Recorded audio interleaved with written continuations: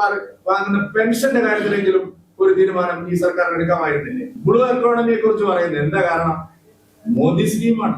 കേരളത്തിൽ കഴിഞ്ഞ ഒരു വർഷമായിട്ട് ഫസൽ ബീമാ യോജന മുടങ്ങിക്കിടക്കുകയാണ്. 5 ലക്ഷം രൂപ കൊടുക്കാമെന്ന് പറഞ്ഞിട്ട് ഈ സർക്കാർ വിടുന്നില്ല. ഈ ബജറ്റ് വെറും വാചക കസർത്തുകൾ മാത്രമാണ്, ഒരു മാറ്റവും ഉണ്ടാക്കാൻ പോകുന്നില്ല. ബാലഗോപാലിന്റെ ഒരു കാർബൺ പതിപ്പ് തന്നെയാണ് PD സതീശനും. കാസർഗോഡ് ഒരു മെഡിക്കൽ കോളേജ് ഉണ്ട്, ഇപ്പൊ നിങ്ങളൊന്ന് പോയി നോക്കണം. കേരളത്തെ കുറിച്ച് ഒരു ഭാവനയും ഇല്ലാത്ത ഒരു വിഭൂതിയിൽ നിന്ന് പണം കിട്ടില്ല, ഇങ്ങനെ എടുക്കാൻ പറ്റില്ല. മുഖ്യമന്ത്രി മാറിയതുകൊണ്ട് കാര്യമില്ല. ഇവിടുത്തെ ഫിസ്ക്കൽ സിസ്റ്റത്തില് മാറ്റം വരണം. എന്ത് കരുതലാണ് പുതിയ കേരളത്തിലേക്ക് നയിക്കുന്ന കേരളത്തിൽ? എന്ത് കരുതലാണ് ആരോഗ്യ മേഖലയിൽ? എത്ര നീക്കിയിരിക്കും? വിലക്കയറ്റം തടയാൻ നടപടിയില്ല, വിപണിയിൽ ഇടപെടാൻ പദ്ധതിയില്ല, നികുതി കുടിശ്ശിക കള്ളപ്പണക്കാരും കരിഞ്ചന്തക്കാരും തട്ടിക്കൊണ്ടുപോയ നികുതി കുടിശ്ശിക പിരിക്കാനുള്ള സംവിധാനമില്ല. റവന്യൂ എക്സ്പെൻഡിച്ചർ, ഞാൻ ഇവിടെ കേരളം നേടുന്ന ഏറ്റവും വലിയ പെർസെന്റ് എന്താണ്? ആകെ വരുമാനത്തിന്റെ 3/4 75% ശമ്പളവും പെൻഷനും കൊടുക്കുക. റവന്യൂ എക്സ്പെൻഡിച്ചർ കുറയ്ക്കാൻ എന്താ ഈ സർക്കാർ?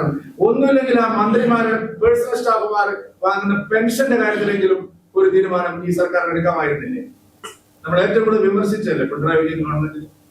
സകല ആളുകളെയും മന്ത്രിമാരുടെ പേഴ്സണൽ സ്റ്റാഫിന് വെച്ച് 2 കൊല്ലം പൂർത്തിയാവുമ്പോൾ കാലാകാലങ്ങളിൽ വലിയ ലക്ഷക്കണക്കിന് രൂപ പെൻഷൻ വാങ്ങും. അതെങ്കിലും ഒന്ന് കുറയ്ക്കാമായിരുന്നില്ലേ? ഭരണ ചെലവ് കുറയ്ക്കാൻ ഈ സർക്കാരിന് എന്താണ് അവകാശപ്പെടാനുള്ളത്? എന്താ പറഞ്ഞിരിക്കുന്നത്? കേരളത്തിൽ ജനങ്ങൾ വളരെയധികം കഷ്ടപ്പെട്ട് ചോദിച്ചൊരു ഡിമാൻഡാണ്. ഈ മഹാഭാവികളെ പാർട്ടിക്കാരെ അവിടെ കുത്തി നിറച്ച് സർക്കാരിന്റെ പണം കൊണ്ടുപോകണം. ഭരണത്തിന്റെ ചെലവ് കുറയ്ക്കാൻ എന്തെങ്കിലും ഉണ്ടോ? തദ്ദേശ സ്ഥാപനങ്ങളോടുള്ള സമീപനം എന്താണ്? കേരളത്തിൽ വികസന പ്രവർത്തനങ്ങൾ പ്രധാനമായിട്ട് നടക്കുന്നത് തദ്ദേശ ഭരണ സ്ഥാപനങ്ങൾ വഴിയാണ്. LDF ഗവൺമെന്റിൽ നിന്ന് എന്ത് മാറ്റമാണ് ഈ ബജറ്റിൽ ആ കാര്യത്തെ കുറിച്ച് പറയുന്നത്? എന്ത് പറയുമ്പോഴും ആദ്യം പറയുന്നത് തുറമുഖം. അതിന്റെ കാര്യം എല്ലാവർക്കും അറിയാം. തുറമുഖ ഹബ്ബാക്കെന്ന് പറഞ്ഞു എന്താണ്? ഈ വിഴിഞ്ഞുമായി ബന്ധപ്പെട്ടല്ലാതെ എന്താണ് കേരളത്തിന്റെ തുറമുഖ ഹബ്ബ് എങ്ങനെയാക്കുന്നത്? ബ്ലൂ എക്കോണമിയെ കുറിച്ച് പറയുന്നത് എന്താ കാരണം? മോദി സ്കീമാണ്. 1000 കോടി രൂപ വരും.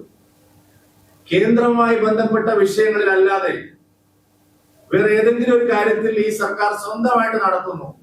ലൈറ്റ് മെട്രോ പറഞ്ഞു 20 കോടി രൂപയാണ് മാറ്റി. എത്ര 25-30 കൊല്ലമായിട്ട് ഈ ലൈറ്റ് മെട്രോ പറയുന്നു. 36,000 കോടി 40,000 കോടി എന്തോ ചെലവ് പറഞ്ഞു. 20 കോടി രൂപ മാറ്റി വെച്ചിട്ട് ഇൻഫ്രാസ്ട്രക്ചർ ഡെവലപ്പ് ചെയ്യാൻ, കാർഷിക മേഖലയിലെ പ്രതിസന്ധികൾക്ക് പരിഹാരം കാണാൻ എന്താ ഉള്ളത് ഈ ബജറ്റ്? നമ്മൾ കഴിഞ്ഞ 10 വർഷം ചർച്ച ചെയ്താണ് നെൽകർഷകരുടെയും നാളികേര കർഷകരുടെയും സംസ്ഥാനത്തിന്റെ വീതത്തിന്റെ കാര്യത്തിൽ. കേന്ദ്രം പണം കൊടുക്കുന്നു, സ്റ്റേറ്റ് പണം കൊടുക്കുന്നില്ല. ഈ പ്രാവശ്യം നെൽകർഷകരുടെയും നാളികേര കർഷകരുടെയും നെല്ല് സംഭരണവുമായി ബന്ധപ്പെട്ടു ബജറ്റിൽ എന്താണുള്ളത്? കൃഷിക്കാരെ സഹായിക്കാൻ എന്താണ് പദ്ധതി? കേരളത്തിൽ കഴിഞ്ഞ ഒരു വർഷമായിട്ട് ഫസൽ ബീമാ യോജന മുടങ്ങിക്കിടക്കുകയാണ്. സ്റ്റേറ്റിന്റെ ഷെയർ അടക്കാത്തതുകൊണ്ട് കേന്ദ്രത്തിന് കാശ് വന്നിരിക്കുക. എന്താ ഈ ബജറ്റിലുള്ളത്? കൃഷിക്കാരെ എങ്ങനെയാണ് ഈ സർക്കാർ നോക്കി കാണുന്നത്? അഭ്യസ്തരായ ചെറുപ്പക്കാരുടെ സമീപനം എന്താണ്? ഇവിടെ PMBGP പ്രധാനമന്ത്രിയുടെ തൊഴിൽദാന പദ്ധതി 10 കോടി രൂപ വരെയുള്ള സഹായങ്ങൾ കിട്ടുന്നു. 5 ലക്ഷം രൂപ കൊടുക്കാമെന്ന് പറഞ്ഞിട്ട് ഈ സർക്കാർ വിടുന്നില്ല. അങ്ങനെ ആകെ നോക്കിയാൽ ഈ ബജറ്റ് വെറും വാചക കസർത്തുകൾ മാത്രമാണ്, ഒരു മാറ്റവും ഉണ്ടാക്കാൻ പോകുന്നില്ല. സംസ്ഥാനത്തിന്റെ സമ്പദ്ഘടനയെ രക്ഷിക്കാനുള്ള ഒരു പ്ലാനും ഇതിലില്ല. കടക്കെണിയിൽ നിന്ന് മോചിതമാവാനുള്ള ഒരു റോഡ് മാപ്പും ഇല്ല. വികസനോന്മുഖമായിട്ടുള്ള ഒരു കാര്യവും ഈ ബജറ്റിലില്ല. കുറച്ച് പ്രഖ്യാപനങ്ങൾ അദ്ദേഹം നടത്തിയിരിക്കുന്നു. അത് അദ്ദേഹത്തിന്റെ ശൈലിയിൽ അദ്ദേഹം പറഞ്ഞു. ബാലഗോപാലിന്റെ ഒരു കാർബൺ പതിപ്പ് തന്നെയാണ് PD സതീശനും എന്നുള്ളതാണ് ഈ ബജറ്റ് കാണിക്കുന്നത്. നിരാശാജനകമാണ്, ആളുകളെ പരിഹസിക്കുന്നതിന് തുല്യമാണ്. ഒന്നിനും പണം വെച്ചിട്ടില്ല. കുറെ കാര്യങ്ങൾ പറഞ്ഞിരിക്കുന്നു. ഉത്തരക്കണ്ടത്ത് പറയുന്നത് പോലെ കുറെ കാര്യങ്ങൾ നിയമസഭയിൽ പറഞ്ഞു എന്നത് ഒഴിച്ചാൽ ഈ ബജറ്റ് ഒരു പ്രതീക്ഷയും കേരളത്തിന് നൽകുന്നില്ല. കേന്ദ്രത്തിന്റെ വിഹിതമല്ലാതെ സ്വന്തമായിട്ട് റവന്യൂ എന്താണ്? കൈവയ്ക്കാൻ പോകുന്നു ചില മേഖലകളിൽ, സംശയം ഉണ്ടത്. ഇപ്പൊ കരിമണലിനെ കുറിച്ച് ഇപ്പൊ കുറച്ച് വർത്തമാനങ്ങൾ പറഞ്ഞു. അതിന് ട്രാൻസ്പെറൻസി എങ്ങനെയായിരിക്കും നമുക്ക് നോക്കാം, വലിയ ചർച്ചാ വിഷയമാണല്ലോ.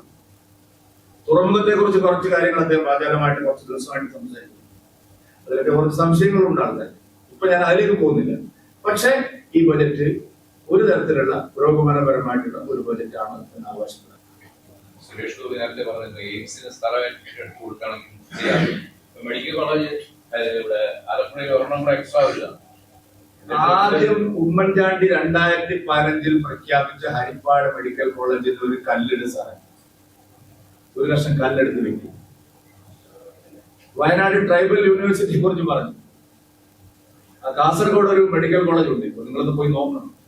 ഞാൻ അവിടുത്തെ ഒരു ആളായതുകൊണ്ട് പറയുന്നു. ഉക്കിലടക്കിയ ഒരു മെഡിക്കൽ കോളേജ് എന്താ അതിന്റെ അവസ്ഥ? UDF കുറെ സമരം ചെയ്തു. എന്താ പറഞ്ഞിരിക്കുന്നത്? ഇതൊക്കെ വെറും വാചക.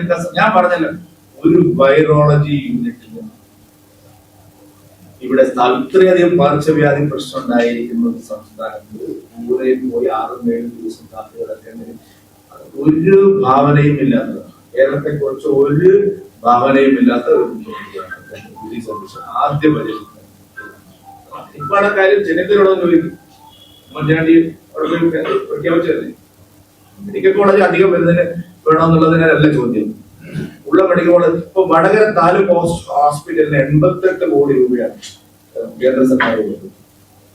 ഒരു താലൂക്ക് ഹോസ്പിറ്റലിൽ NHM കാശ്. ഇവരീ പറഞ്ഞതിനൊക്കെ എത്രയും വെച്ചിരിക്കുന്നു? എവിടെ കാശ്? വിഭൂതിയിൽ നിന്നും പണം കിട്ടില്ല, ഇങ്ങനെ എടുക്കാൻ പറ്റില്ല. പണം ഏക്കാൻ സമാധാനിക്കും. കയ്യിലെന്തുണ്ട്? കയ്യിലൊരു ഓട്ടമുക്കാലമില്ലാതെ ഒരു ബജറ്റ് അവതരിപ്പിച്ചിട്ട് കുറെ ന്യായങ്ങൾ പറഞ്ഞത് കൊണ്ട് കാര്യമില്ല. ഇതൊക്കെ എവിടെ ഇംപ്ലിമെന്റ് ആവുന്നു?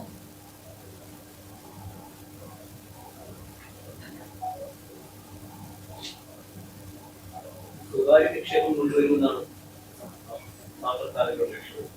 എവിടെ ഒരുപാട് പദ്ധതി ഹൈക്കോടതിയുടെ പൂർണ്ണമായും ഒരു പ്രൈവറ്റൈസേഷനിലേക്ക് പോകുന്നത്. അല്ല, പ്രൈവറ്റൈസേഷനെ ഞങ്ങൾ പൂർണ്ണമായിട്ടും എതിർക്കുന്നില്ല. പക്ഷേ ഇപ്പൊ കരിമണൽ ഖനനത്തിൽ കണ്ടല്ലോ നമ്മൾ, മുഖ്യമന്ത്രി മാറിയതുകൊണ്ട് കാര്യമില്ല. ഇവിടുത്തെ ഫിസിക്കൽ സിസ്റ്റത്തില് മാറ്റം വരണം. ഈ ഗവൺമെന്റ് സ്വകാര്യ നിക്ഷേപത്തെ പ്രോത്സാഹിപ്പിക്കുന്നു എന്ന് പറയുന്നു. ഇവരുടെ ട്രാക്ക് റെക്കോർഡ് എന്താണ് ഇന്ത്യയിൽ എല്ലായിടത്തും? ഇവര് കൽക്കരി ലേലം നടത്തിയപ്പോ, ഇവര് കരിമണൽ ഖനനത്തിന് കേരളത്തിൽ തുടക്കം കുറിച്ചപ്പോ, ഒരു 2G സ്പെക്ട്രം ലേലം നടത്തിയപ്പോ, 3G നടത്തിയപ്പോ, കോൺഗ്രസിന്റെ ട്രാക്ക് റെക്കോർഡ് എന്താണെന്നതാണ് പ്രശ്നം. എവിടെയാവും സുതാര്യത കോൺഗ്രസിന് ഉറപ്പുവരുത്താൻ കഴിയുന്നത്? സുതാര്യമായ രീതിയിൽ സ്വകാര്യ നിക്ഷേപവും പങ്കാളിത്തവും അനുസരിച്ച് നമ്മുടെ സർക്കാർ ഒരു നീക്കുപോക്കൽ നടത്തുമ്പോൾ കോൺഗ്രസിനെ വിശ്വസിക്കാൻ കഴിയില്ല. കോൺഗ്രസിന് അങ്ങനെ ഒരു ചരിത്രമില്ല. ഇപ്പോ മെട്രോ, കൊച്ചിൻ മെട്രോയുടെ കാര്യം നമുക്കറിയാം. അന്നുണ്ടായ വിവാദം 600 കോടി രൂപയാണ് കമ്മീഷൻ ചോദിച്ചത്. ഈ രീതിയിലാണോ പോകുന്നതിനെ കുറിച്ച് സംശയം ആൾക്കാർക്ക്. അതുകൊണ്ട് തുറമുഖത്തെ കുറിച്ച് പറയുമ്പോഴും കരിമണൽ ഖനനത്തെ കുറിച്ച് പറയുമ്പോഴും ജനങ്ങൾക്ക് സംശയം ഉണ്ടാവുക സ്വാഭാവികമാണ്. സ്വകാര്യ നിക്ഷേപം പ്രഖ്യാപിക്കുന്നതിനല്ല, പ്രത്യേകിച്ച് കേരളത്തിന്റെ ധാതുമണൽ, പ്രകൃതി സമ്പത്ത്, ഇതൊക്കെയുമായി ബന്ധപ്പെട്ട് സ്വകാര്യ നിക്ഷേപം കൊണ്ടുവരുമ്പോ ജാഗ്രത. അത് ഞങ്ങള് 2 കണ്ണും കാതും കോർപ്പിച്ച് അത് കാത്തിരിക്കുകയാണ്. കേരളത്തിന്റെ പൊതു സ്വത്ത്, പ്രകൃതി സമ്പത്ത് യഥേഷ്ടം കൊള്ളയടിക്കാനുള്ള നീക്കമാണെങ്കിൽ അത് പ്രോത്സാഹിപ്പിക്കാൻ പറ്റില്ല. അതല്ല ഇവിടെ കേരളത്തിന്റെ വളർച്ചയ്ക്ക് വേണ്ടിയിട്ട് സ്വകാര്യ നിക്ഷേപം കൊണ്ടുവരുന്നതിനെ ഞങ്ങൾ ഈ ലെഫ്റ്റ് നടത്തുന്നത് പോലെ, അല്ലെങ്കിൽ അർബൻ നക്സലുകൾ പറയുന്നത് പോലെ പറയാൻ ഞങ്ങൾ ചെയ്യാം.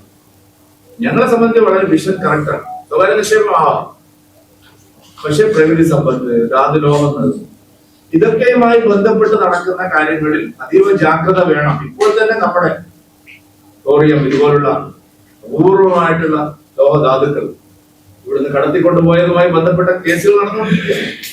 2 കൂട്ടരും ഇതിൽ പങ്കാളികളാണ്. UDF ഇതില് ഒരു മാലാക ചമയാൻ കഴിയില്ല.